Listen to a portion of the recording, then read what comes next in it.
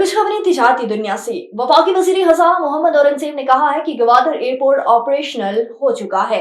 गवादर बंदरगाह को बरामदात का हब बनाया जाएगा।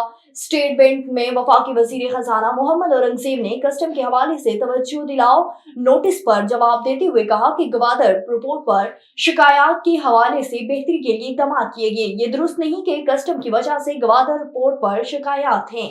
पाकिस्तान स्टॉक एक्सचेंज में मुसलसल मुस्बत कारोबार के बायस इंडेक्स बुलंद तरीन सतह पर बरकरार है, जबकि डॉलर की कीमत में भी कमी हुई है। कारोबारी हफ्ते के पांचवें और आखिरी रोज भी स्टॉक एक्सचेंज में कारोबार में तेजी देखने में आई है। कारोबार के आगाज पर 100 इंडेक्स में 1316 पॉइंट्स का इजाफा हुआ, जिससे इंडेक्स 1,12,000 की सतह पर पहुंच गया। सेमाही एडजस्टमेंट में बिजली महंगी कर दी गई। नेपरा ने बिजली की कीमत में 20 पैसे की फी यूनिट इजाफे का नोटिफिकेशन जारी कर दिया। National electric power regulatory authority के नोटिफिकेशन के मुताबिक इजाफा रवा माली साल की पहली सेमाही में एडजस्टमेंट की मदद में किया गया।